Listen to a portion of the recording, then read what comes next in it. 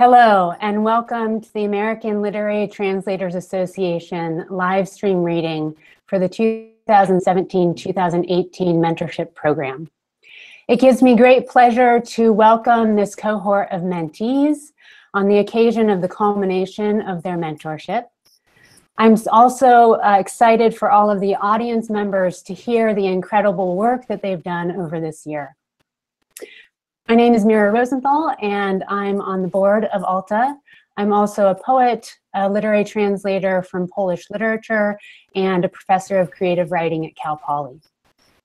Before we launch into the reading, I want to just explain the mentorship program a little bit for those who are not familiar with it. So these mentors are selected from a very strong pool of applicants that we receive each year. Those who are selected are paired with a mentor, and that mentor is either working in their same language or in their same genre. They work over the course of the year with their mentor on a project of the mentee's choosing. The mentor and mentees initially meet at the American Literary Translators Association conference, and during that conference, they give a reading.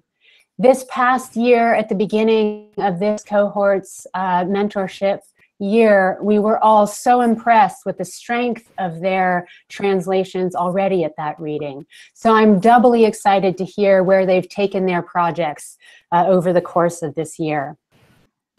This reading, which we have in September, partly because it's National Translation Month, so it's partly a celebration of translation in general, but also a celebration of all of the hard work that these emerging translators have done during this program.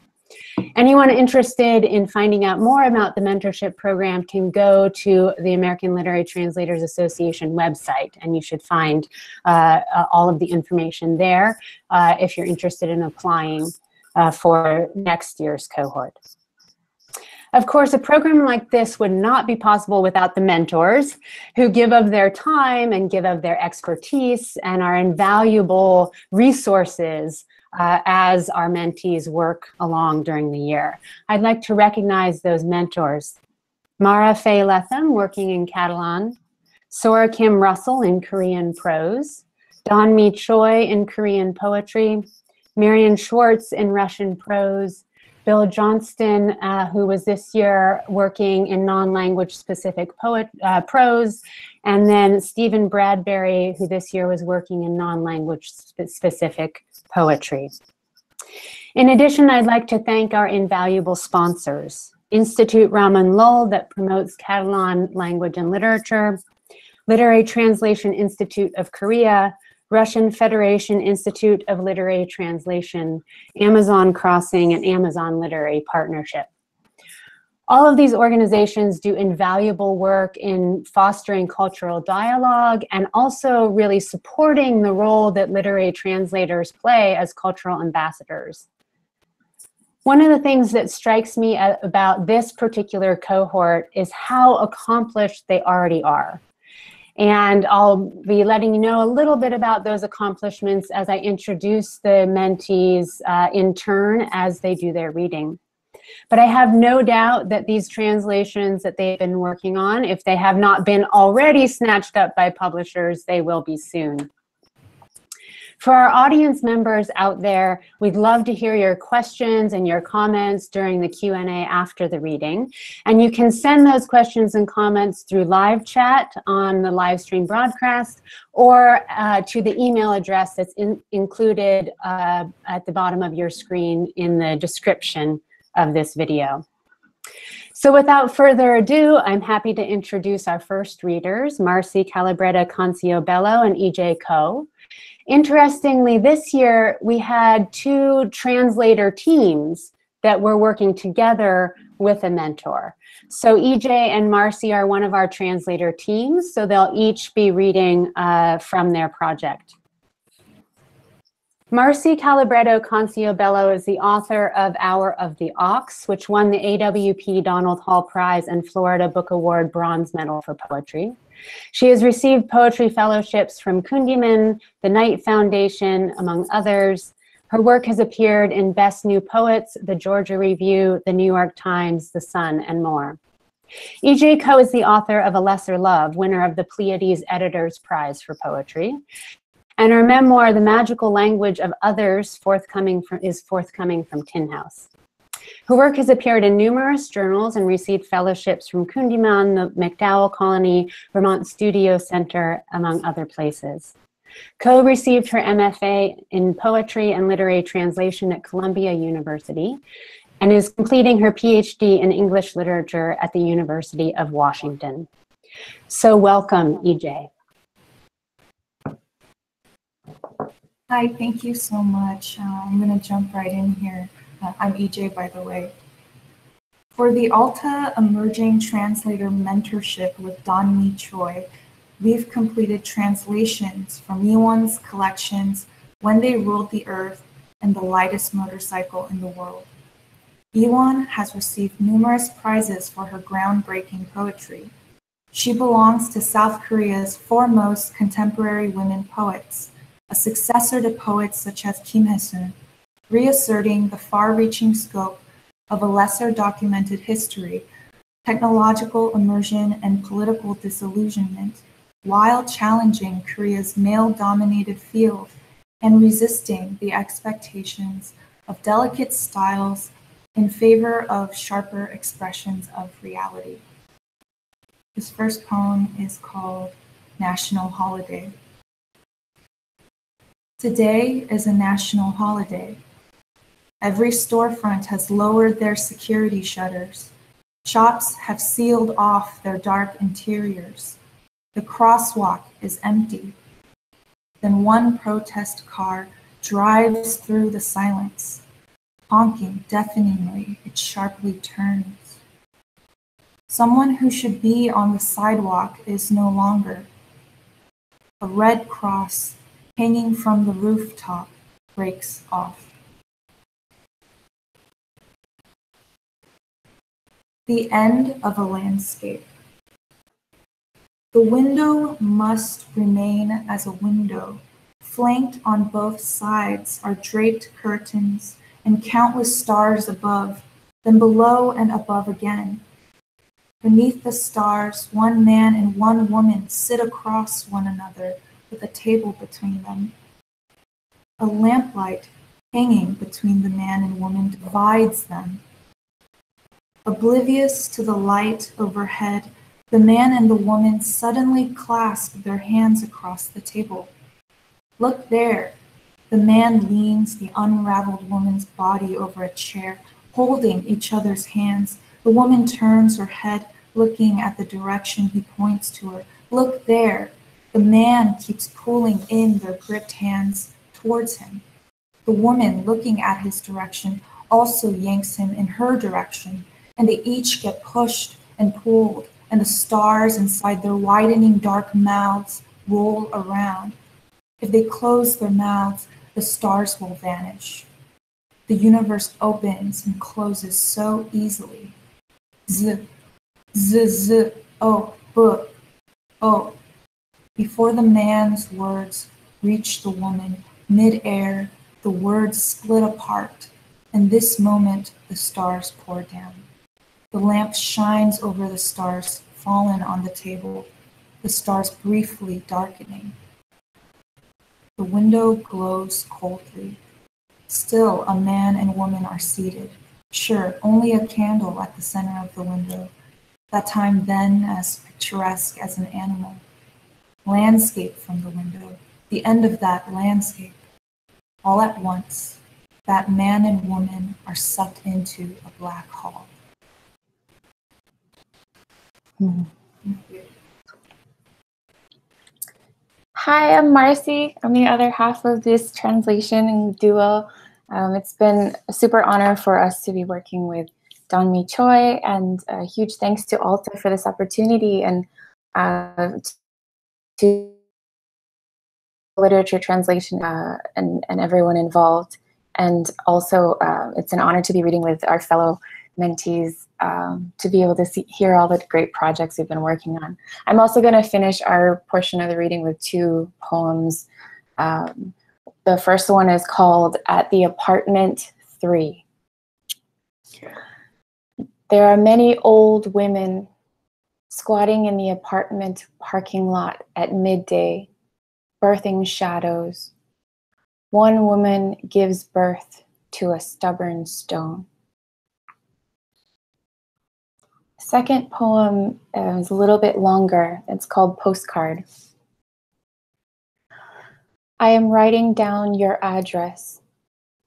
Today the air is brittle. As I write down your name and address, the daffodils by the window somehow open up my universe. I am dropping your name into the open daffodils. You will be able to touch the daffodils in that cosmos. Air loosens the bandage of rhythm. In the right corner of the postcard, a cat with 2 round bells on its neck is opening its green eyes. Like an antenna, the cat's shiny coat and observing eyes pull at the day from all directions, like whiskers sticking out all over. I write down your name beneath the cat's green eyes. Your name gleams softly. I scrawl your address inside the 6 blank boxes. I write your zip code like a cat's paw print. The boxes waver. The 3rd number pushes its way out of the box and rolls along the tail. The edges of the box break apart. 6 more blank boxes in a different square dangle facing the cat. That is where I am. The nib of my fountain pen snaps off. The ears of air fall off and the wind pours in everywhere. The doors rattle and the ink keeps spreading. Your name and addresses crowd in. Time entangles and air rustles.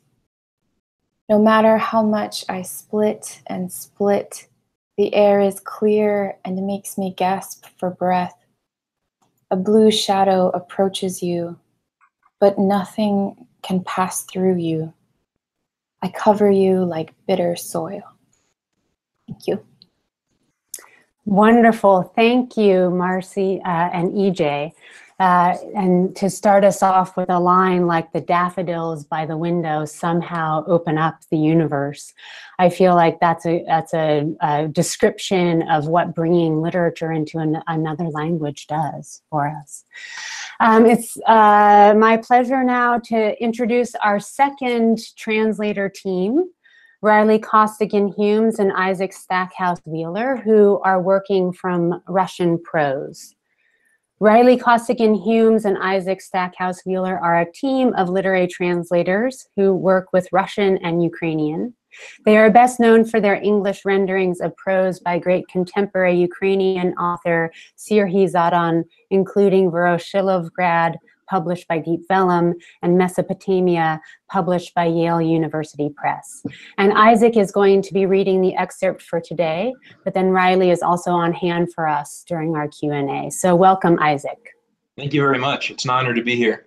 I'll be reading from The Gardener is Gone, a novel by contemporary Russian author Lena Eltang, in which Marcus, one of her protagonists, describes a novel that he has written and named after his lost love, Paola, who abandoned him in Italy on a long ago, faraway trip. When a letter arrived at his previous address, Somerset Road, tiny apartment above the produce market, pervaded by the smell of onion skins, from a publisher offering a £3,000 contract, Marcus couldn't believe his eyes. Exactly 6 years had passed since the manuscript plunged into the dusty archival rivers of Gramercy House, like a splintered tree. What hurricane had jerked it loose from the shallows where it was caught? His former landlady didn't know what to do with the letter, so she sent it to Marcus's rowing club, but he hadn't been there for a while. The guys knew where to find him, though. The book came out under a pseudonym, M. Fiddle, which was someone's real name. It belonged to a person who died in August 1999, the same summer a wrathful and lonely Marcus returned from Italy. Fiddle, A math student nicknamed Balam for his fair, wavy hair was his college buddy. For 6 months, they shared an attic room with a slanted ceiling. The place had one enviable advantage. The fire escape led straight to the windowsill, so they could return to their rooms any time just by hopping over the cast iron railing facing Osborne Road. This state of affairs made them both quite popular. All through fall, or at least until the real cold set in, the boys kept their window open, thereby letting curfew breakers back into the dorm. Balam wasn't wild about Paola, considering her cold and belligerent, but he still helped his friend out when he needed to make a spur-of-the-moment trip to Italy and had a problem with his passport. He left it in his jeans when he put them in the washing machine, so Balam suggested Marcus take his, since he didn't intend to go anywhere in the near future. It would be easy. They had the same fair hair and skinny face. Balam's eyes were round, though, somewhat bird-like, and he had a birthmark on his bony nose. Their friends who knew about this sort of thing advised buying glasses with clear lenses. Paola used an indelible pencil to put a black dot on Marcus's face before every passport check, wetting it first to make sure it wouldn't smudge. 3 weeks later, on his way back, Marcus completely forgot about the birthmark, remembering it with a jolt while he was going through customs, and flashed the black lady checking his passport an exhausted, sly fox smile. He'd picked that up from Balam. The trick was to spread your lips slowly, scantily, but with a tinge of admiration. Well, it worked like a charm at Heathrow. Marcus didn't see Balam on campus, so he tossed the passport in his desk drawer, assuming his buddy had decided to stay with his father, who owned a sports bar where they'd occasionally pick up weekend shifts. That summer, Marcus drank a lot and barely left the apartment. In late July, he heard the news that his friend had overdosed at a party during the Royal Henley Regatta. When he was gathering up his friend's papers and clothes for his parents, Marcus came across the passport and stuck it in his jacket pocket, almost without realizing it. Fiddle was gone. Wild Paola had disappeared. This passport, with a picture of a dead math major, a fan of Jenny Greenwood and Nottingham Forest, was the only thing left from that trip along the coast. If someone had told Marcus that he'd extract that passport from a heap of useless papers, go to Triano, and become an Englishman once again, he would have just scoffed at them. For some time, he was just living, oblivious to himself. He drank a few bottles of dry wine a day, gnawed on hardtack, and worked the night shift as a security guard at an office run by some Arab guys on the outskirts of town. He started working on his novel, but it was progressing slowly. Sometimes he fancied he was erasing more words than he was putting down. It seemed like his mind had gone to mush, but his body relished this new life. He was standing tall now. He looked a little rugged, sporting an imperial beard, and one time he ventured into the city, horribly hungover, and bought a waxed hunting jacket he'd had his eye on. Oddly enough, he could handle the rigmarole of daily life now. It used to weary him, but now it took care of itself, despite the constant lack of money that plagued him like some interminable drizzle. The translation company, often silent for months at a time, suddenly loaded him up with work. His dusky-skinned neighbor, who used to just shake her head in response to his greetings, dropped a note in his mailbox inviting him to have tea, and the ball boy at the public tennis court kept the newer ones for him. Even the landlord's wife watched him with interest and took his clothes to the nearby Chinese laundromat for him. Everything was just dandy, except as soon as he sat down at the typewriter, his eyes teared up, and the English letters ballooned, their fins stabbing him, his own native language clogging his throat with mucus. It took a few years, and one more trip to Triano for the novel to amass the necessary water and pulp, acquire a knobby pit, turn yellow, and drop from its branch into his hand. He had no doubts about the title. Moreover, he hoped the protagonist would be roaming the streets of Nottingham one day, see the book in a shop window, get his number from the publisher, and call him. Paolo was selling pretty well. An Italian publisher picked it up 2 years later. The sale of the rights was hastily finalized in the dark undergrowth of some agency in Rome. Marcus received his Italian advance, eventually, took 2 boxes of Paola to the bookstore, and bought a plane ticket, hoping the passport he'd gotten in '95 was still good for a trip home. On the plane, he leafed through his only remaining copy, the one for his father, and struggled to recognize his own words. The book was like a bird's nest that had fallen out of a thorn apple bush. There were smooth, speckled eggs inside, seemingly easy prey, but the instant you tried to touch one of them, tentatively, with your fingertips, the nest would rise to its feet and bolt down the road, shedding grass and feathers as it went. It appeared as something else, not a nest, not the bird itself, but something frightened and unfamiliar, frightened of you in particular. His father met him at the arrivals terminal, and it was only after Marcus had seen his wrinkly face, clean-shaven, which was new, that he realized he'd spent half his life in England.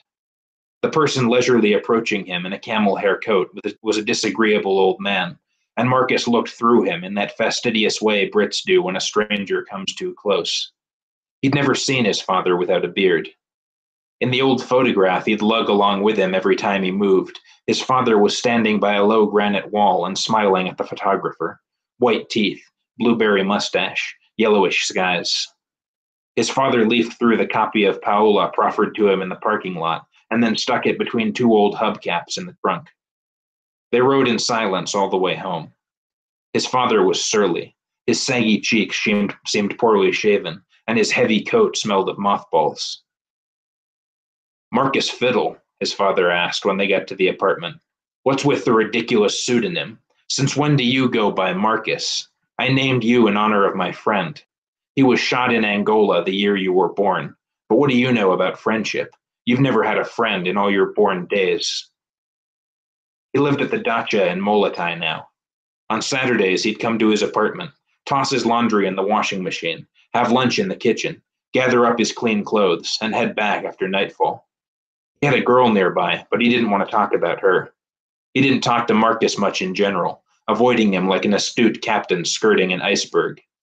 Ever since his company, which flourished bizarrely enough in the troubled 90s, had gone under, he considered his son a worthless human being, a waste of money, and punished him with silence. For many years, Marcus saw Vilnius as a lost paradise, a place he could return to if he really wanted. Once he realized he was going home, his childhood memories came alive, inundated with mute, bright images, magnified as in a diascope. Sleeping pigeons perched on a weather vane, stalactites black with soot on the hot basement pipes, a newspaper cone of cherries from the market with juice leaking through the fibers, a little-used backcountry road covered in white dust as pure as flax, a homely sun the color of a dry lemon peel, and the tranquil sea 4 hours away by car, a real sea filled with icy, haughty fish. Something was off, though. The winter dragged on, and passers-by looked like bumbling, morose savages to Marcus. They were they now, and there was nothing he could do about that. In '98, England embraced me, like a silty riverbed. It was a bit slippery, wobbly, but still soft and warm against my feet, Marcus wrote at the beginning, before words had lost all meaning. Here at home, no matter where you stand, you feel your stiff wooden heels and a perpetual prick in your side. Thank you. Thank you, Isaac. Wonderful. I think that that story is very apropos of anyone who has a real attachment to books and the physicality of books. I'd also be really curious to hear from both of our translator pairs during the Q&A about what it was like to work together and how that process was for you. Our next reader is Marlena Gittleman, who had a mentorship in Catalan Prose. She is a translator from Catalan and Spanish based in the Bay Area. She is currently earning a PhD in comparative literature with a designated emphasis in women, gender, and sexuality at the University of California, Berkeley. Welcome, Marlena. Hi, everyone. Thank you so much. And thank you to everyone at Alta and to Mara. It's really great to be a part of this. So I am going to read from a short story by the Mallorcan writer Neus Cañellas, and the story in Catalan is called El Capot de Nicolae Gogol, which translates to The Overcoat by Nicolae Gogol. So as you can already tell from the title of the story, the collection presents adaptations of well-known short stories from the global canon. And what the collection does is sort of adapt all of these stories into a one central storyline of a protagonist, a first-person narrator, who is a middle-aged woman living in Palma, Mallorca, one of the Balearic Islands. So the story is written in Catalan, but the protagonist here is working in a Spanish language newspaper. Before this, we see her begin as a proofreader at the newspaper and then work her way up to an agenda page where she gets to write a 25-line column called Through the Binoculars. Sometimes she refers to it throughout the story just as the binoculars. So I think the story really foregrounds some issues of gender and power in the workplace, which we see especially in the protagonist's interactions with the director of the newspaper, whose name is Reynés. I'm going to read from the end of the story, where we can see how Gogol's overcoat gets adapted and transformed in Cañas' story. So, my desk was next to Reynés' office. Every morning, there was a long line of people applying to work for him. They all wanted to write for the newspaper. There's no shortage of opinions in this world, and putting them down in writing produces a satisfaction that can't be compared to anything else. I couldn't figure out what was happening in that newspaper. It was as if no one could keep their mouths shut or their hands still, and they all got together to let out what they needed to say. I saw it from where I sat, through my binoculars. I barely had to make an effort. Sometimes you could hear screaming from Reynés' office. "Do you know who you're talking to? Do you?" he once let out at a professional, wealthy man. But on many occasions, he and his visitor would come out smiling, shake hands at the door, and say goodbye amiably. Some days later, a new column would appear in the main pages with the visitor's photograph next to the byline. And one day, out came two guys who seemed pretty important. Sunscreens, cemetery flowers, and book festivals could last you forever. Everything is, like I've already said, about consulting your toolkit to avoid tedium. About saying what you like or what you can't stand. About criticizing, about crying bitterly, about discussing those who move the pawns of every game. I had done it. And even your neighbors in the stairwell, your mother's hairdresser, and the shopkeeper on the corner had sensed it. But the person who made decisions at the newspaper still hadn't. In fact, he didn't even see me at all. 2 years had passed, and to him, I was the same trainee he assigned one day to that insipid page of pharmacies and gas stations. And due to a series of coincidences, she had at her disposal a little extra corner of the newspaper with 25 lines that had to be filled in some way. He called me in on a day in which I was very proud of my binoculars. I had unfogged them despite the condensation at the newspaper that was a result of the heat and the windows always being closed. It was winter, and I had arrived from home wearing my new coat, feeling very sure of myself. I'd left it on the coat rack with care and sat down to type furiously. I went into his office and sat down. He asked me how I was feeling at the paper. I told him it was going well. "Soon we'll have the Christmas street decorations, eh?" He smiled. "Yes, that's true. It's coming up," I told him. In fact, I'd already had the Christmas article written for days. He didn't look at me. His eyes were fixed on the computer screen, which was much more modern now. He told me that the agenda page would be completely remodeled, and that Through the Binoculars already seemed a little outdated. It wasn't that he wanted to eliminate those little articles that I wrote that were so, beloved. But now they'd be adding 2 new collaborators.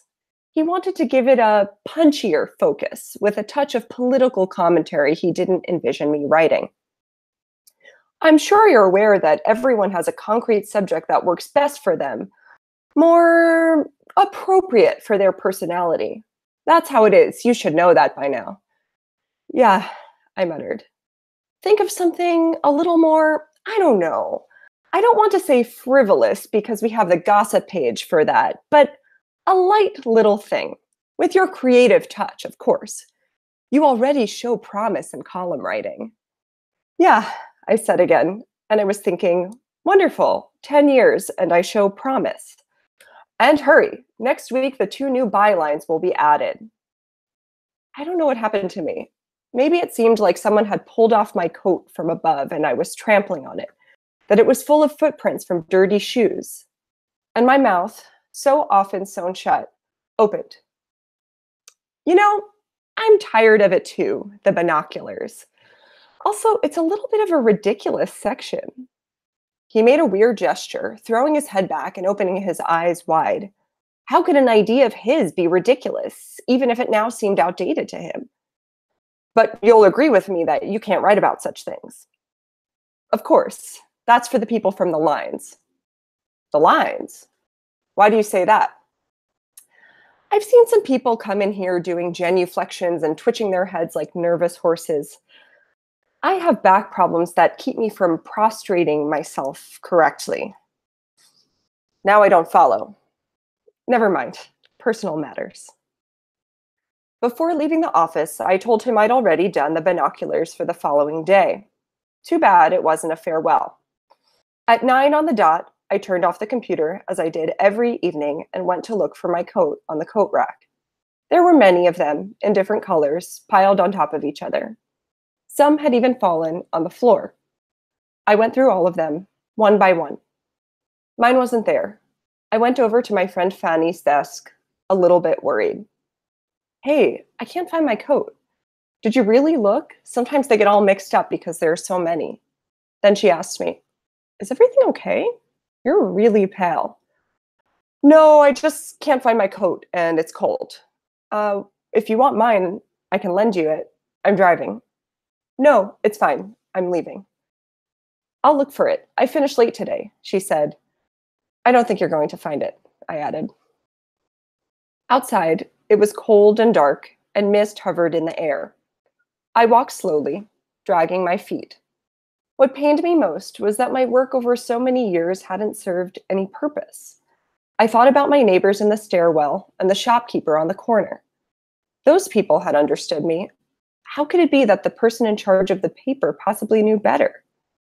I walked home very slowly, like a ghost dragging more than its feet. My cheeks felt warm, but my nose was freezing. It was as if I had a fever. And the only things that came to my mind were unconnected phrases. Who will take over my binoculars? Where will all the things I've said wind up? Will anyone remember the flowers I brought to the cemetery this 1st of November? Or the jokes I wrote about the January sales in an attempt to be funny? And who will notice that I don't go to beaches anymore in the winter, just to prove that they exist and to say that they're much nicer than in the summer, even though no one actually goes to see them? A light little thing, Reines had said. All of a sudden, I began to tremble. I couldn't control the chills without the coat that had protected me before, as if I were naked. My whole body hurt. Head, neck, back. I didn't even have pockets to warm up my hands. That's it. This was the story I wanted to tell. Now I'm at home, sitting in front of the computer, and I'm writing an article. The one for this week won't be about economics or politics or society, nor do I want to write about books or about language. I want it to be a banal article for lots of laughs. About a time long ago when I had a desk among many desks and I worked this job, but as if I were doing it as a joke. And about when I had to listen to men who screamed, "How dare you? Do you know who you're talking to?" And in that way got things that they considered to be important.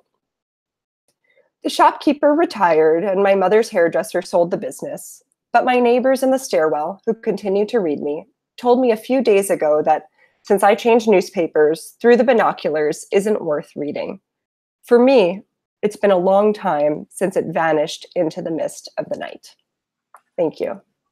Thank you, Marlena. That was fabulous. I'm really glad I got to hear you read that piece out loud because it's so driven by tone. I also love the intertextuality of the project. Really great. Our next reader is Madeleine Campbell, and she had a mentorship in non-language specific poetry, and she chose to work on a project in French Occitan poetry. Madeleine Campbell is a writer, researcher, and translator who teaches at the University of Edinburgh, Scotland. Her translations of North African poets have appeared in the University of California Book of North African Literature, Lighthouse, and MBT magazine. She is currently working on translating Aurelia Lasocque's poetry, and some of those translations have recently appeared on the Poetry International Festival website. Madeleine's book, Translating Across Sensory and Linguistic Borders, will be published by Palgrave Macmillan in late 2018, and that is co-edited with Ricarda Vidal. Welcome, Madeleine. Thank you, Mira. And hello, it's very exciting and a little daunting to be performing in my first ever live stream event.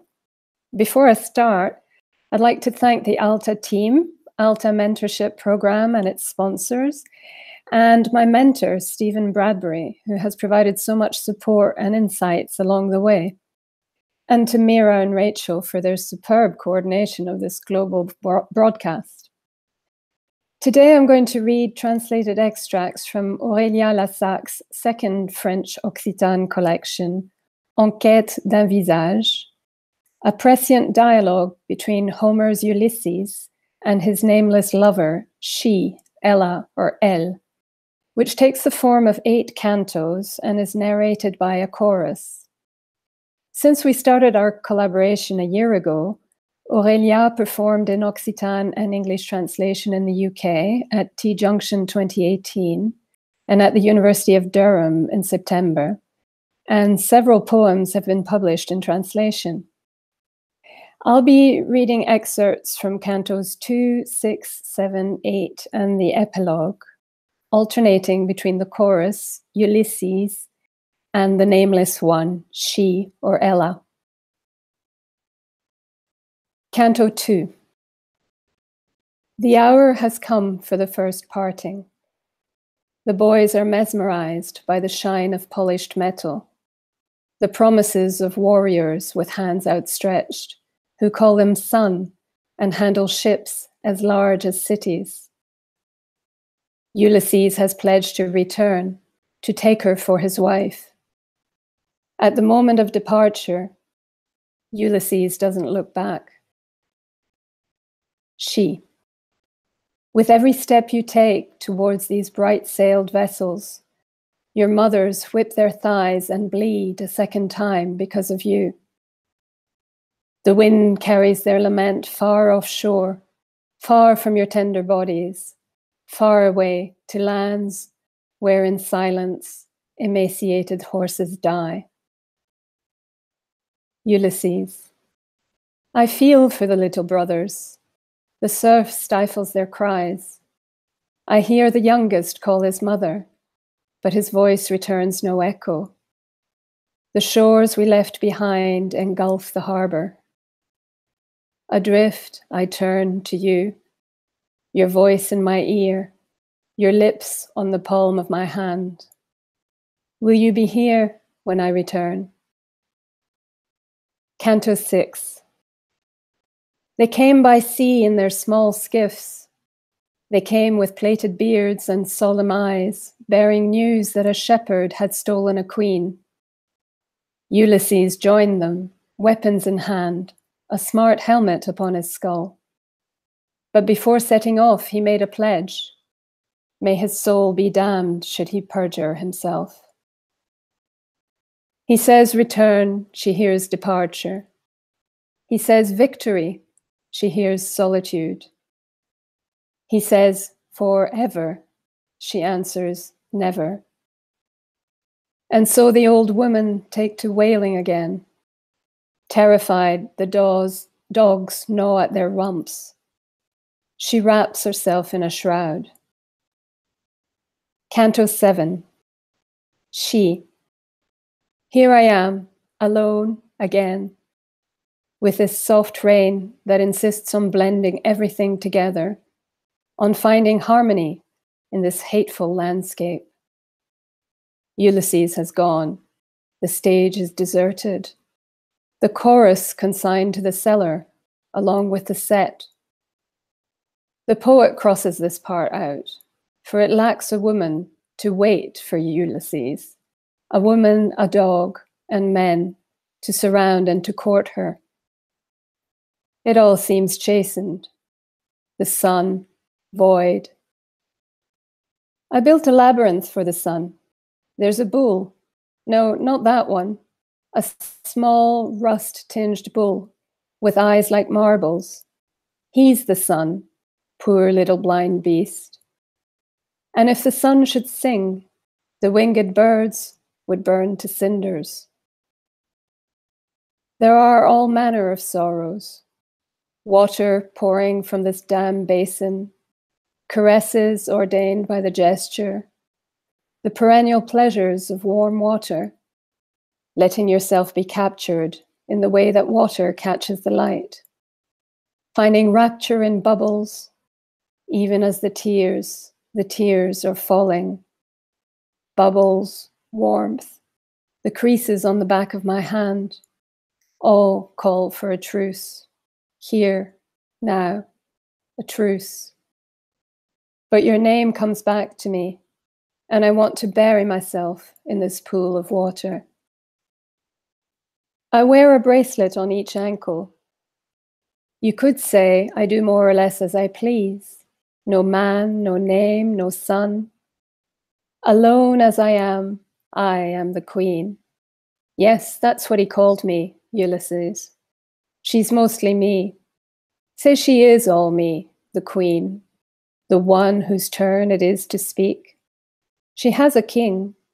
He's often far from home with his horses. No, not the little mountain horses. No, tall horses they took from the stonemasons, with massive jaws and thick necks to bear the weight of their heads. There it is. The walls are steep. Dancing surrounds her, yet she will not dance. There is no music, no voice other than mine. Yes, I do have a mirror, but I lied. I don't want to see myself in it. I may turn it towards the sky, or take my leave one day, and prop it there, staring straight at the door. Canto 8. Ulysses. It seems I've been walking forever, as if I'd emerged upright from my mother's womb. I cannot hear your voice now, and so I count my steps. I take my rest, I sit down, lick my fingers. Again, I count my steps. I devote every dream to you, yet come sleep or waking, I cannot hear your voice. Even though I kept my word, I took to the road after the battle ended. You, who claim to be versed in every tomorrow, should know there was a shipwreck, and my companions are dead. So why don't you come to me now, laden with torches, to show me the way? I know how to elude your silence. I'll pierce my eardrums with the tip of this knife stolen from a man I didn't kill, from a woman who may not have mourned for him, but rushed into bed with the living, because the night is grey and it all looks the same. And the hardest thing, you see, isn't to forget, but to keep your word. On the road, I found a mirror, and in the mirror, an old man. I cut his hair, shaved his beard, cleaned his nails, and put my helmet back on. Epilogue. She. Wake up, Ulysses. Open your eyes. You know every last detail of the set. It's the hottest time of day. The road is deserted. The trees appear to have aged, and the roofs shine more intently. The young soldier approaching is the very likeness of you when I saw you last. He approaches bareheaded, so you offer him your helmet.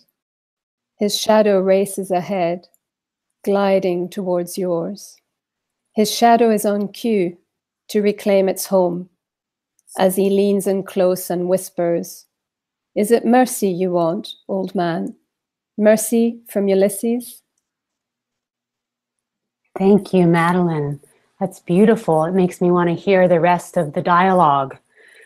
We have one last reader today, Joungmin Lee Comfort, whose mentorship was in Korean prose. Joungmin, her translations of sci-fi short stories will be appearing in a Korean sci-fi anthology next year. She also translates academic journal submissions, which is her bread and butter work. and obtained an ISO certification in Korean English translation. There's a children's book translation project on the horizon, which she says that she's super excited about, as she's a big fan and a hoarder of children's literature ever since becoming a mother of 2. Welcome, Joungmin. Thank you, Mira, for the introduction. I feel like I have nothing else to say now. Can you see me still? Hello? We can see you. We can Okay, see great. you. Oh, I thought that I lost connection for a second. So yeah, I've been working on short stories that are going to be published in the Korean sci-fi anthology next year. It's actually a co-translation project with my mentor, Sora Kim Russell, who's just been fantastic as a mentor. So perceptive, insightful, and generous with her time and feedback. And I've gained so much from the mentorship, including participation in the project, obviously. So yeah, I feel so ridiculously lucky to be sitting here and sharing my experience. So yeah, I would like to thank everyone at Alta and KLTI, and of course, my mentor, Sora. So the translation excerpt I'm about to read today is from Scripter by the Korean sci-fi author Kim Bo-young. The story takes place inside an online multiplayer RPG world, role-playing game world, into which an agent from the game company gets deployed in a mission to persuade the only remaining player to close his account and quit the game so that the company could shut off the game without breaching terms of service. And the conflict arises when the agent finds out that there's actually another avatar that's been living inside the game without an account for years without company's knowledge. So the agent tries to expose the hacker behind the mysterious avatar, but the harder he tries, the more confused and lost he becomes as to the real-life identity of this character. So is this a human gamer? Is this an incredibly sophisticated NPC controlled by the game's AI? And if so, did the AI somehow achieve consciousness? What the heck's going on? And what about the gamer he was going after originally? Is he even human then? So the story spins forward as these characters try to convince or deceive another of their humanity or of the legitimacy of his or her being, whatever it might be, that is worthy of life and autonomy. So the scene is from the beginning of the story, when the agent enters the simulation to appear before the avatar, who, as far as the company is concerned, is the last one in the game controlled by a human gamer. So here it goes. Input, hello. Output, hello. It's been 23 years since I last encountered an outsider here, the man said. Dark-skinned with a sturdy build, he stood a full head taller than most. Black paint surrounded his eye socket, and a pair of black stripes ran down each side of his face. His long hair was pulled back in a tight braid. With the exception of a black bandana wrapped around his forehead, he was clad from head to toe in what appeared to be a hand-tanned leather outfit that boasted meticulous needlework and intricate decorative patterns. On his back, he carried a bow and arrows, and hanging from each side of his waist were a dagger and a sword. You don't look that old, the traveler said. The man chuckled. Looks can be altered in any way you wish. I know that you're not what you appear to be either. Otherwise, I'd have tossed you a few coins and got on my way. The traveler had a slight build and a delicate face mottled with soot. His hair looked like a rat's nest. His feet were bare, and he was dressed in a tattered burlap sack with holes cut out for the head and arms. Scratching his head self-consciously, the traveler said, I'm level 1. My occupation is begging. My only skill set, begging. It was terribly difficult to sneak in here, as a barkeep tried to kick me out the moment he spotted me. I'd have loved to show up in my Sunday best, but that was in the cards, unless my character suddenly jumped to level 20. What are you talking about? Forgive me. Everyone cautioned me against using real-life speech with you, given your reputation as a die-hard RPGer who'd dismiss anyone breaking character. Honestly, it's been stressful trying to figure out how I should interact with you. The two men were sitting in a shabby wooden tavern. A light swung from the ceiling, casting a warm reddish glow over the dark interior and highlighting the assortment of characters below. A musician strumming, a trio of rowdy drunks clinking their glasses together in a toast, a barkeep polishing glassware, and a woman in the corner dressed in red. Soon, however, it became apparent that the musician was playing the same song on infinite repeat. The rowdy drunks kept clinking glasses at an exacting interval, and the barkeep polished away at the same sparkling glass in a tireless sequence of buff, blow, adjust eyeglasses, hold glass up to the light. Everyone seemed to be dressed in meticulous compliance with a pre-ordered theme and color scheme. Even the air seemed infused with color to wash them all in the same hue.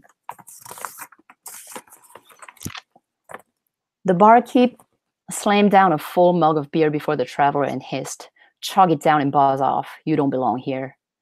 The traveler flashed a gleeful smile and turned to the hunter. "My begging skill worked like a charm this time. Usually only 1 out of 10 is a hit. I tell you, it's hard out here when your avatar is a zero-level nobody. No one wants to have anything to do with you." The hunter said nothing. The traveler downed his beer in a few gulps and contorted his face in a theatrical display of disgust. "Tastes like cigarette butts, like most everything that passes for food here. The game's taste simulation is a mess. To be fair, though, it shouldn't come as a surprise given what a relic it is." He closed his eyes and ran his palm back and forth against the beer mug. "The haptic simulation is brutally simple, too. Without looking at it, I can't tell from the feel alone whether this is wood, steel, or paper. And if you look at it really close, you can tell it's just a picture. I bet this thing doesn't even break." Clinking their glasses together once again, the drunks broke out into raucous laughter. One of them called out to the woman leaning against the end of the bar. "Hey, girlie, why don't you come over here and drink with us?" The traveler recited the words in perfect sync with the drunk. Next, the traveler continued in a whisper. He'll say, "I heard that wolves got to the livestock a few days ago. I heard that wolves," the drunk echoed. Rolling his eyes, the traveler said, "This place is full of bores. Everyone is stuck in one place, saying and doing the same things. Do they even answer back if you try talking to them?" "They're not human." The traveler cleared his throat. "Well, I certainly wasn't prepared to hear you say that. I was doing my best to play along, though." "Homunculus. Alchemists created them to repopulate the empty streets after all the people were gone." "There's a setting for that? I didn't read the manual that closely." "You and I are the only humans in this tavern," the hunter said. "And you, sir, are the only one still playing. Every outsider you've met so far has been an employee sent by the company to persuade you to quit the game." The hunter was quiet. The game's original service operator had a rather unusual business philosophy by which a product would never be discontinued based on profit circumstances alone. They considered player data to be precious assets belonging to clients. Unfortunately, the company went bankrupt 3 years ago and was sold to us, who, by the way, do not operate on the same philosophy. Simply put, we don't see any point in maintaining so many antiquated games that aren't very profitable anymore, which is why all but a few have been scrapped over the years. This game, though, was found to pose a little problem for us due to its curious contract term. The hunter continued listening in silence. It basically states that if there is even a single active user, the game cannot be shut down. Naturally, in the event that the term is breached, the client is entitled to an enormous sum of monetary compensation. Shrugging, he added, "I have no idea what possessed them to do that. Marketing strategy, I suppose. And you, sir, as a winner of the game's mega launch event, had been awarded a free lifetime subscription, which means that we don't make a single coin off of you. That would be out of the question, of course. Anyway, contractually, the only thing we can do is try to talk you into quitting the game on your own." Taking the hunter's silence for a cue that he should continue, he adopted an official tone and said, "Please, allow us to offer you a free lifetime subscription to the newest and shiniest game we have available, plus a generous settlement in exchange for closing your account here. The undisclosed amount may not be what was stipulated in the original contract, but I assure you that it will not disappoint." There was a long silence, during which the hunter showed no reaction. Sir, I know that you're not fond of outside lingo, but surely you do understand what I'm offering to you. Mazalalika. The hunter muttered and pointed at the traveler's beer mug. Letters appeared in the air around his finger. In a blink, the mug burst into flame. The traveler jumped and jerked his hand away. It doesn't break, but it still burns, the hunter said. Thank you, Joungmin. I love that that story ends on bringing up the lingo, because it's kind of full of this variation in technical speak and colloquialisms, and I'm sure that that was one of the things that you struggled with in the translation. Yeah, for sure. It's very fun. I'd like to go ahead and invite all of our readers back again and have a conversation about this great table that we have prepared with so much different types of food. I love the diversity of this feast that we have brought before us today. And I want to remind our audience members that you can join our conversation by sending your comments and questions through the live chat function or to the email that's included in the description of the event. So I want to focus on hearing about your experience during the mentorship program, and also a little bit about the particular challenges of the projects that you chose to focus on this year. So my first question is to get some of your reflections on one experience that really stood out to you as you were working with your mentor. I think the most striking experience for Reilly and I was actually not on the technical side in terms of working with an actual text, but in terms of the sort of organizational side of translating. We'd been spinning our wheels for maybe half a year trying to pitch potential translated books to publishers and getting exactly nowhere. So we had a conversation with our mentor about how to tell an editor a story that begins with them taking a risk on publishing a book in translation and ends with them being happy they did. And the very next pitch we attempted was successful, and that book is coming out next year. It was really just night and day difference. Awesome. Congratulations. That's always the end result that we want. But yes, it's always a challenge to figure out how to convince a publisher to take a risk on a book in translation, knowing especially that it's only 3% of literature that comes out in translation every year. We always have to be fulfilling that role of advocate in addition to the artistic role of doing the translation itself. What about for other people, one particular experience that stood out for you during the mentorship?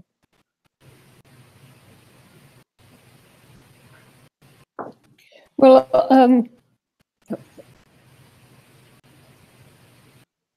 yes, Madeleine?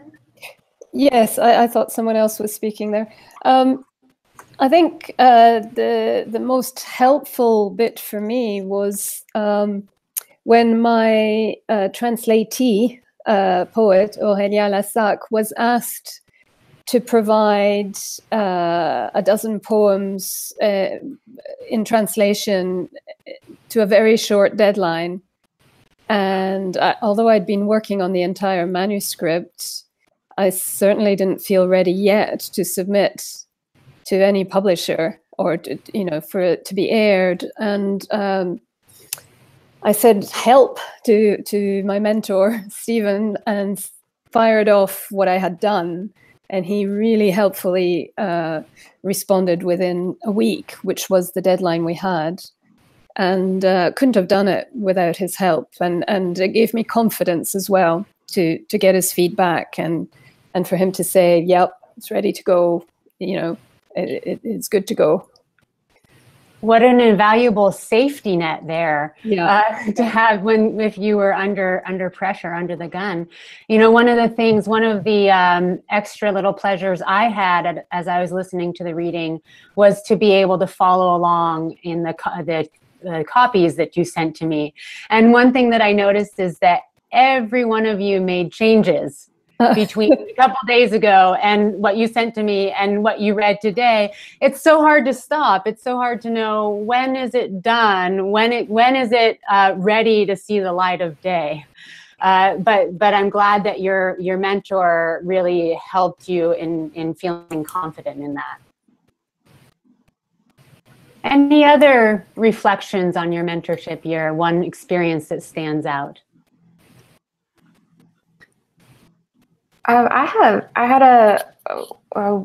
get to Skype with our mentor, and a lot of the stuff that we do, because we're all in different cities and we have never been in the same space since the actual conference last October, and so a lot of the work that we do is all through email, and we're using dictionaries, and we're looking up stuff, and we're looking at the original text, and we're talking to each other, EJ and I. But when we sit with our mentor, things that we didn't even know were questions to ask often come up in the conversations.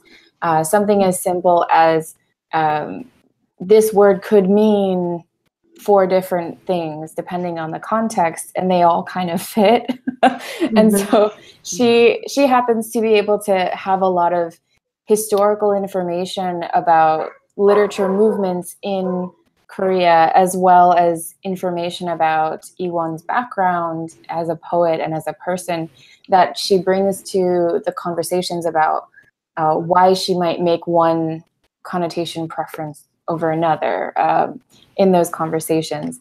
And even in one of our earliest conversations, having a lot of poetry in general, but also translation especially, you have literal permissions, but you also have those emotional and mental permissions. And at one point she was like, well, you could also email her because she's still alive and you're working with her. And we're like, oh yes, we can do that. Even something as simple as that little nudge, opening the door a crack, is I think it was not something that we were very intimidated to even consider in that moment, just starting out. So she really kind of blew open the process for us so early on that I was really grateful that happened at the beginning of the year, so that we could continue the year really digging in on all levels. I love that idea of the emotional and mental permissions that you need to give yourself as a translator, right? It's not just about a lexical transaction. We need to give ourselves that type of permission as we interpret, especially those words that can have 4 different meanings or connotations. I think one of the things that, as I was coming up as a translator with mentors I've had, is they knew what some of those words were. And they'd say, oh yeah, there's that word again. And the more you go, the more you get familiar, you get a list of words that are those tricky, sticky words, and you recognize them quicker when you come to them. You were going to say something.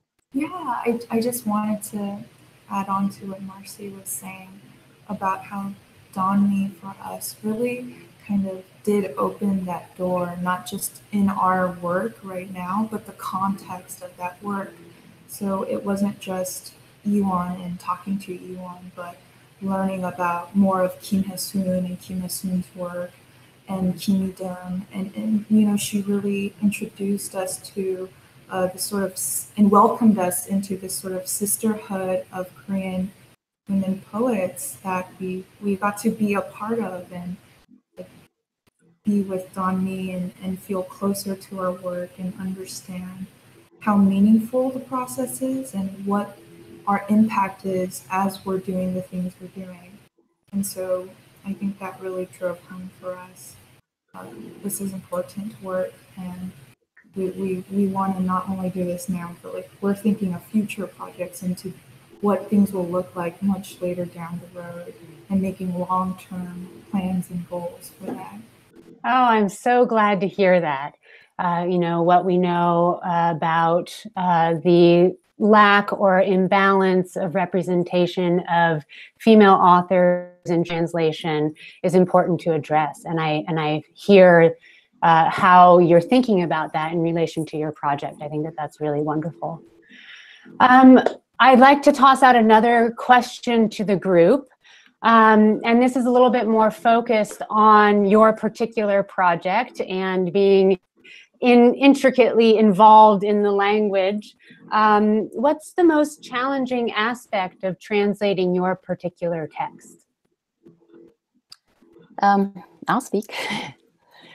I think for me, it was the genre itself initially, just getting over my overwhelming desire for familiarity because, yeah, I haven't read a sci-fi novel. I had not read a sci-fi novel for many decades.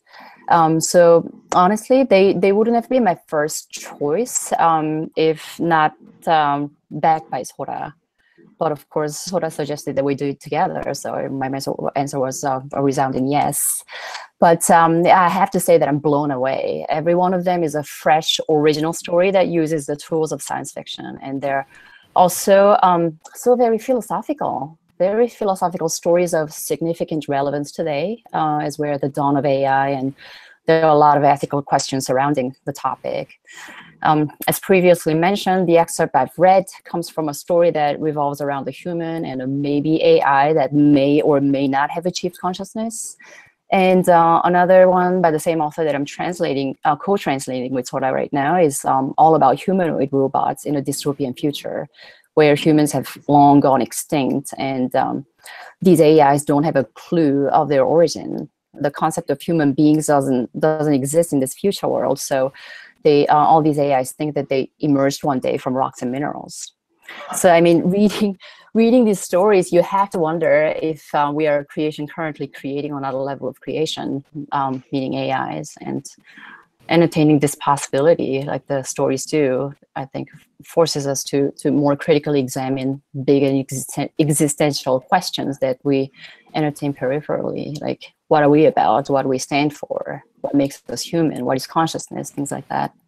Yes, that sounds like for you, it was a real discovery of the genre as well. Yeah, for sure, rediscovery. Actually, sci-fi was all I would ever read when I was little, when I was a teenager. But I took a lot of time off of it, So yeah, they're experimental and they're conceptual, but I think they're also very accessible. Other challenges in translating your particular project? Yes, specific to the stories, I think, one of the stories that we are doing right now is, it's the humanoid robot story, and the robots are not gendered, although they have gendered names. And it works in the Korean language because the Korean language is not as gendered as the English language with the singular pronouns. And so yeah, Sora and I've been, we discussed how are we going to approach the issue, like how are we going to refer to the robots, which singular pronoun we were going to use, and we settled on it for now. Mm-hmm. And we also talked about how we could, how using it could sort of automatically present the robots as non or subhumans and thus negatively affect the story, which in essence grapples with the question of humanity. So I also love how that dovetails into the general conversation we're having about pronoun use, personal pronoun.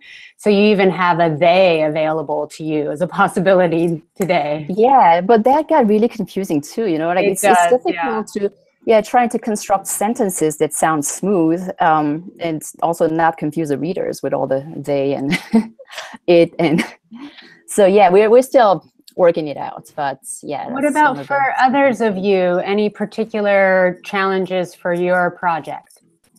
I can speak to that. So as I mentioned just before I started reading, and this kind of relates to questions of genre, right?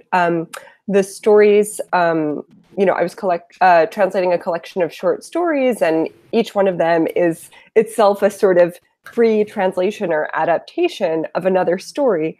So this was definitely a challenge, right? Because usually in translation, we're already sort of feeling very in between the language that we're translating from and the language that we're translating into, and then to sort of add another element there were these sort of original stories signaled in the titles of Neus's stories.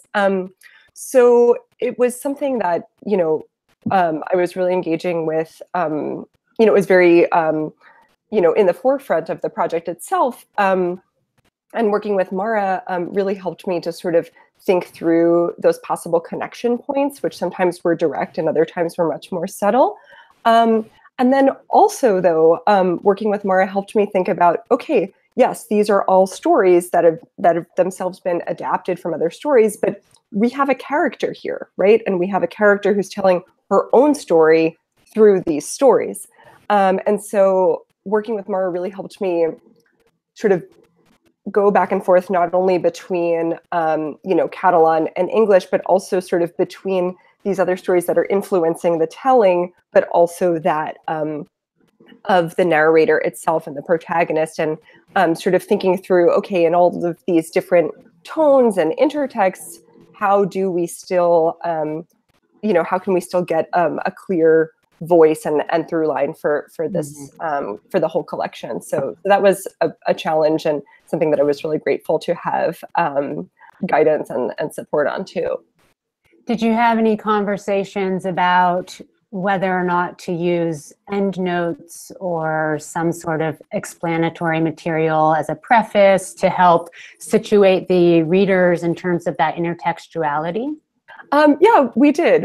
And I think the collection itself is very inviting in Catalan. And so we were thinking, okay, in what ways can we, what can get glossed into the text itself, and then maybe what might need to go in something like a preface or an endnote at the end of the whole collection. But it's nice because you already have the titles themselves, which sort of signal out to the reader, hey, there, this is based on something else, but totally different at the same time. So that's always a question with explanatory material, whether or not you want it to intercede. I have a question from the audience from Kelsey Venata. This is a question for EJ and Marci. And it kind of relates to some of the particular challenges of your project.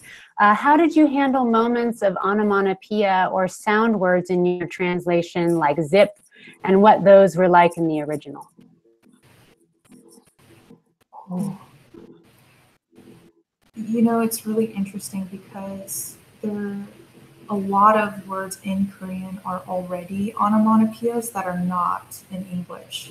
So there's so much sound in the Korean language that we almost have to really push for it in the English. It's the other way around, if you can think about it. So the word for rain falling from the trees is gonna very much sound like that word, and we have something like drip drop, which might be have this similar sound, and it has that the sound, but it's almost like not enough. Sometimes you want to double it up, drip drop, or find ways to bend and curve. But I find that one of the most enjoyable moments and enjoyable aspects of translating, because that's where Marci and I come in, I feel, the strongest as poets and as very sensitive to things like that. And we kind of go over with Danmi and giggle a little bit and say, oh, I got the perfect little thing. It's not a real word that we'll use, but we'll use it in conversation. Let's use that, And then you realize that you've spent 2 hours contemplating one word.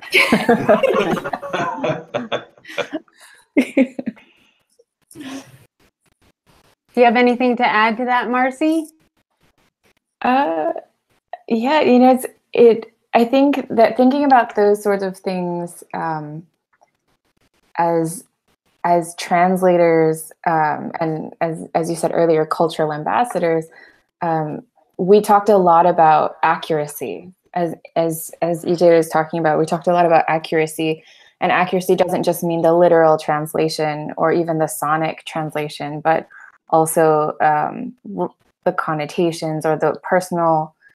We talked a lot about personal attachments we had to certain words, like, oh, I don't like that word, but it's more accurate than the word I actually personally like.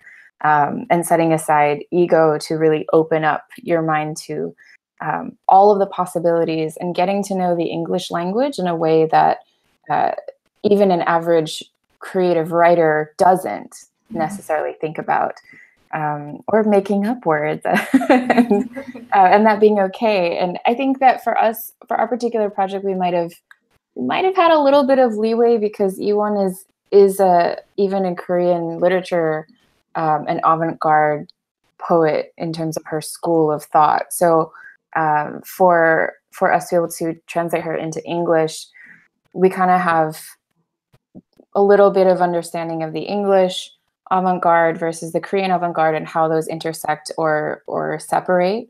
And that helped us a lot in trying to make those tactile sounds. And even in the reading of it, Donmi instructed us a lot on this is what Iwon sounds like in her own reading of a text. So that even in that, you're thinking about words that she would think about and the way that she would even perform the sounds of like the z and things like that.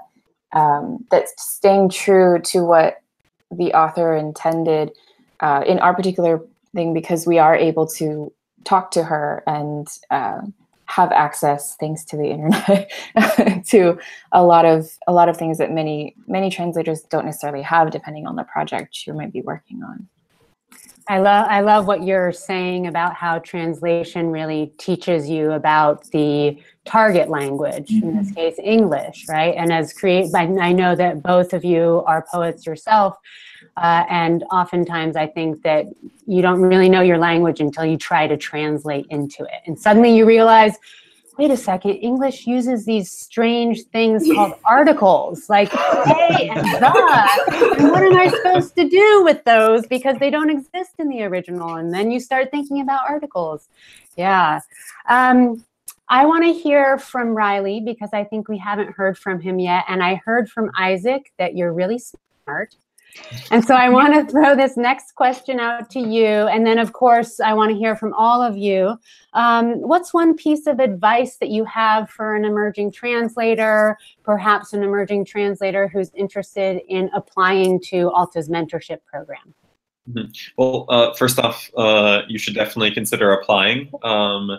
And I think you should also choose a project that is slightly more difficult than what you can handle at the beginning of the mentorship, and then allow your mentor to guide you through this process of feel like you barely have your head above water at the beginning, and then towards the end you feel more and more confident, and I think that allows you to grow the most throughout the year, because we definitely felt we were in over our heads at the beginning, and Marion said you weren't quite ready at the last fall, but now, because we were able to we took on such a challenging project, we let Marion kind of prop us up a little bit, which was nice and encouraging also throughout the process, so that we could tell that we were making progress. And Marion was very good about telling us, oh, you've worked very hard and you have actually accomplished something, which was nice. So pretty much. So definitely apply. Other pieces of advice for an emerging translator? Well, I would suggest, if that appeals to you, to try and find a translator who's alive. The last translator that I worked with, the last translatee I worked with was a poet who had passed. And to work with a living poet who becomes part of a collaborative exercise between you, your mentor, and the poet in question is really, really rewarding.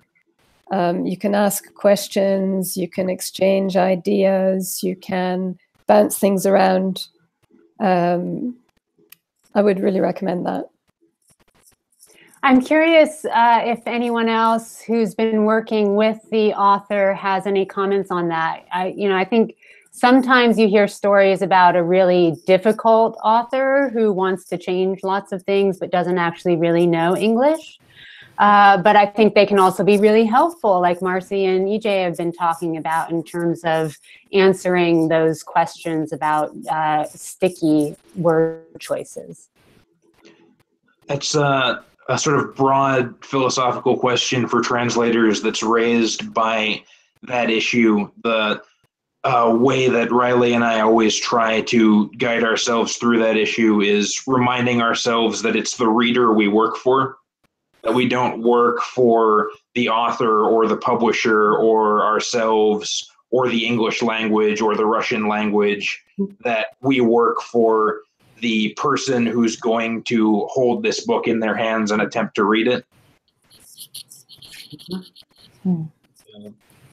Just one quick comment I wanted to make in terms of our particular case.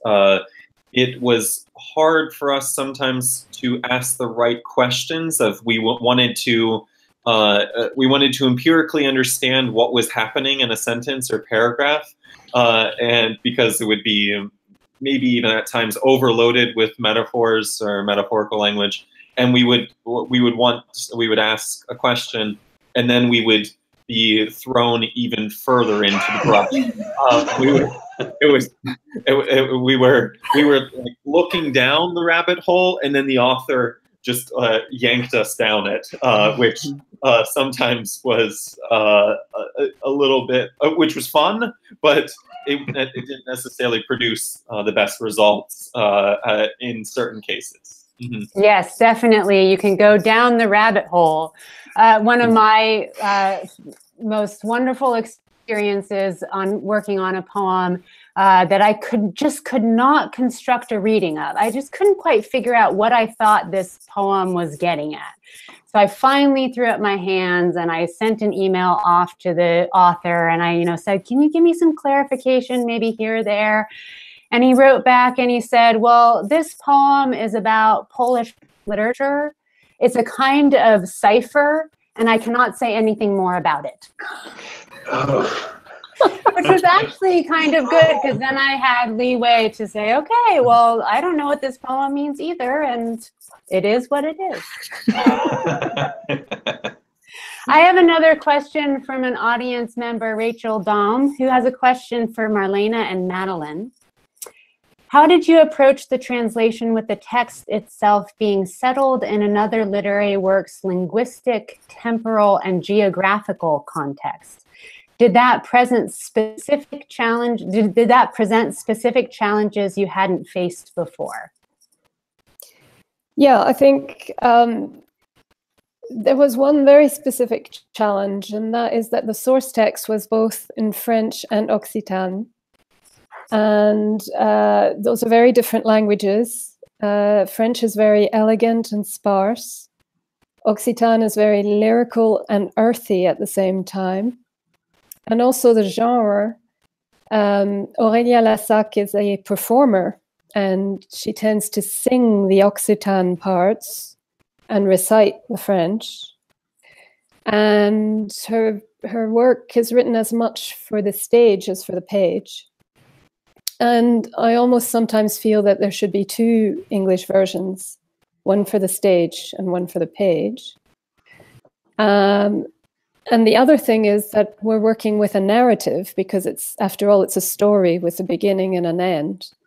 And when trying to give only extracts, either for this reading or also for publication in magazines and journals, trying to select parts that tell a story in themselves.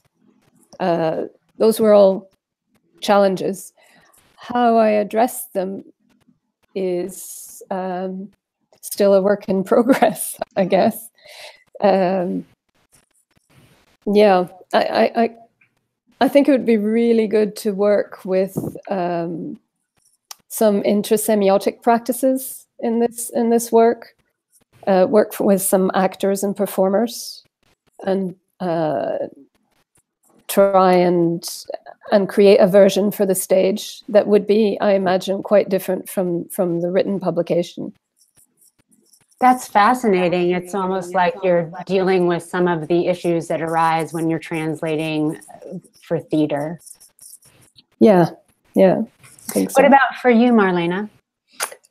Yeah, so to sort of think about what really caught me in the question was the idea of, text, a text based in one sort of geographic location and language, sort of bringing in other geographic locations and languages. And I think that, interestingly, it's something that this sort of within the realm of the text also gets dramatized, right? The title of the book is in Catalan, Mai no sé què fer fora de casa. I never know what to do outside the house.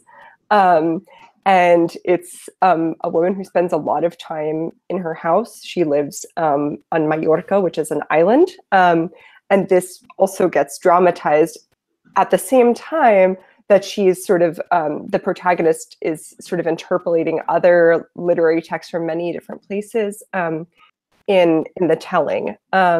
So I think sort of similar to what I was saying before, it was always this question of going back and forth between what are we getting from the intertext and what's actually happening in the realm of this story.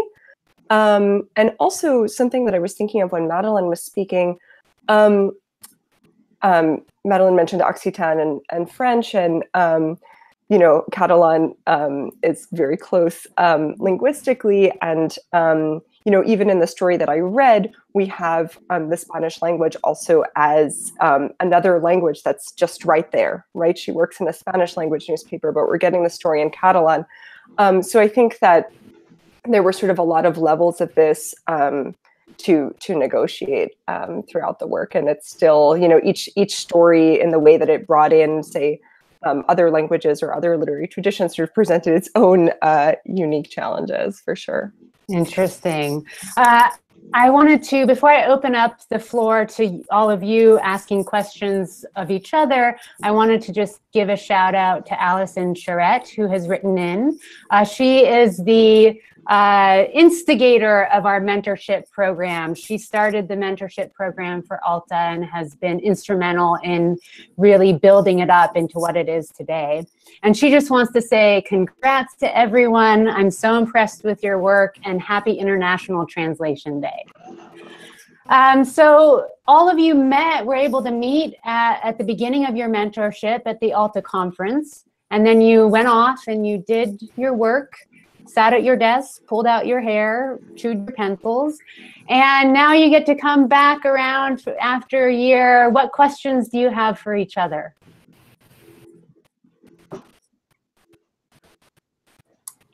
I guess as the translator pair, I'd like to ask the other translator pair exactly how your process has evolved over the year, and has it changed in any ways? Anything that you abandoned throughout the process, or maybe thanks to your mentor's suggestions, you start to emphasize or de-emphasize?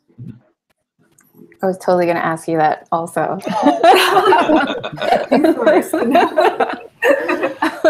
So I could start, and then you can jump in if she has anything else to add. When we started, we worked a lot with the literal trot sheets, and we kind of, I think that we brought a lot of our personal creative practice to it, of working alone and then waiting to show each other when we thought it was completely done. And then, so actually the very first round, I think we barely showed each other the drafts before we sat down for the first conversation. And Donmi was like, you guys should share more, because the styles were very clearly our own word choices and stylistic preferences, I think. And so over the course of the year, and a lot more sharing back and forth, and getting to know each other's process as well, just in terms of drafting things up and then looking at it, and then what happens after we give suggestions or don't give suggestions, after the meetings. We work a lot together outside of the translation project already, and we're also very good friends in real life. So we've got different synergies for different projects, but we all kind of step up whenever something happens or doesn't happen, and it's been pretty fluid. I think we've just become a little bit in how we're looking at submissions and who initiates what. Yeah, it's been pretty organic for us. I think. I hope you do. Yeah, great. Please. No, go ahead. That discussion of the need to make the process more collaborative really resonates with me. Our collaborative process certainly evolved a lot in the course of trying to translate this this enormous novel. It very much we very much began to take on distinct roles over the course of this project, and that was always sort of the case for us, because we always have different hats that each of us wears, where one of us will be the translator and the other will be the editor. So for this project, Reilly was translating and I was editing him. For our next project, we'll switch hats. But we discovered that having a translator who was taking a sort of different tack in the approach to the text was very useful. A lot of the time, I felt that it was my role just to provide a backstop for Reilly so that Reilly could know that he'd be met with skepticism in whatever he did.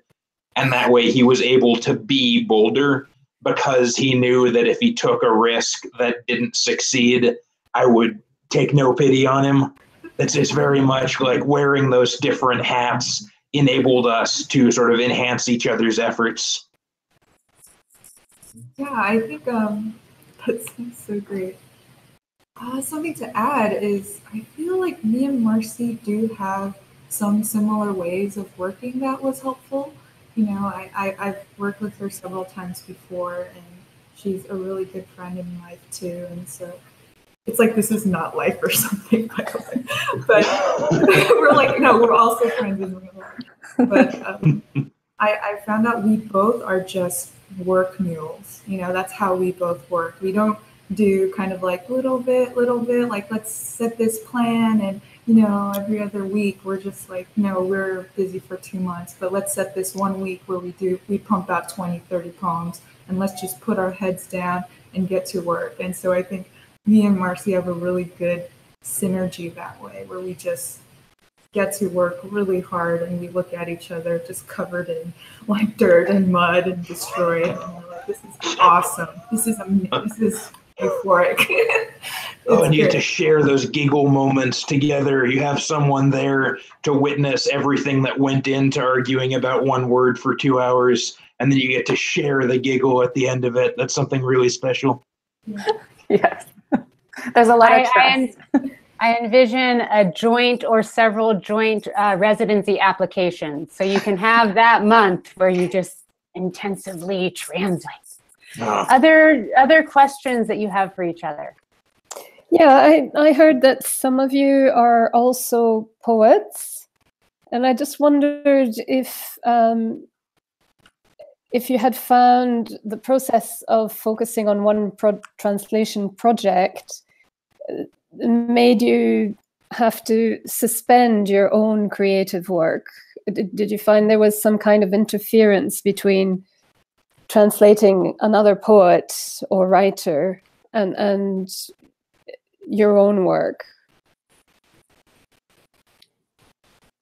I write poetry as well as translate, and I find that the two activities synergize very well for me cognitively, because there's a similar sort of rigor involved.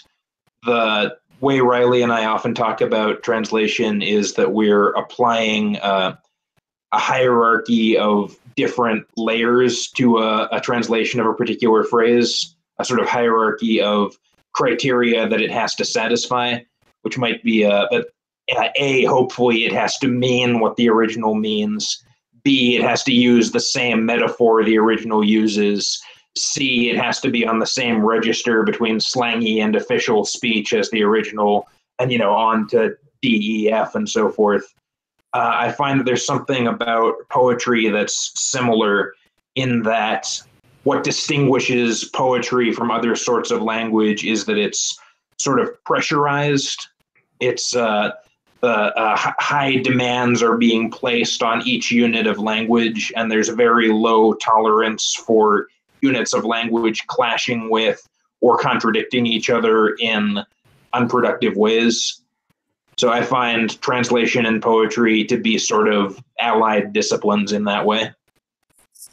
Yeah, I think they are very much allied. I was thinking more in terms of voice. Perhaps it's the material I was working with, which has a very strong voice, especially she. I suppose I relate to the she more than to Ulysses. But I found it quite hard to maintain my own creative work at the same time, because it got to the point where I didn't know who was speaking anymore, whether it was the poet I'm translating or my own voice when I'm trying to write my own stuff. We actually had sort of the opposite experience where we were feeling a sort of eerie kinship with the different characters in the book. So we were concerned that our voices sort of had too much in common with them, and we sort of made a deal that we weren't going to speculate about what that meant. So we had one character who was a bullying small town police chief, and Reilly had like an eerie sense for this guy's voice and what expressions he would use and what expressions he wouldn't use. And then we had another character who was a sort of frustrated layabout alcoholic writer, and I always knew exactly how he would phrase something. So we just made a deal. I wouldn't draw any inferences if he wouldn't. I know for you, EJ, and Marci, you both are poets as well. Do you want to respond to that question? For me, oh, go ahead. No, go ahead. Or you both are workhorses, so it was no problem. Yeah, no, I think we really, for us, we're lucky because I feel like very early on, Donnie talked to us about this. We had this exact conversation, I think even at Alta and the first few conferences afterwards, because she's also a poet and translator, and we're all writing poetry while translating. That's just continuously part of our work. And, you know, she really told us some of the values and surprises. You know, be ready to be surprised by how translating yearlong is going to influence your work, and not to be afraid of that, but instead like really welcome and enjoy it, because that's another incredible Korean woman poet that's becoming a part of you, and you're, you know, kind of continuing this tradition and veering in some ways, but that's also something you're offering. And so she really laid out this almost connective tissue to where we're going to go and where we come from. And so I think, from speaking for myself, I felt really comfortable and excited about that element. I said, you know, Marci and I are coming off of books, our first books. So I think for me, especially, I was like, I want something new now, and I want to change and veer off and discover something. Otherwise, I don't want to write the same stuff. So I think that that's a wonderful place to end our conversation, with that invocation of the connective tissue that we are providing as translators, but also what keeps us coming back to literature, any literature, whether it's through translation or not, right? And not be afraid of that kind of influence and connection, but to embrace it. I know that if we were in front of our audience at the moment, you would be hearing lots of loud applause. But unfortunately, I cannot do that for you, but I want to thank you immensely for your participation in the program. I'm so glad to hear how fulfilling it was for you, and definitely thrilled to hear the end result in the little bits that you've read. And I want to read the whole thing now. So I'm looking forward to doing that when your work comes out in book form. So with that, I will say thank you very much.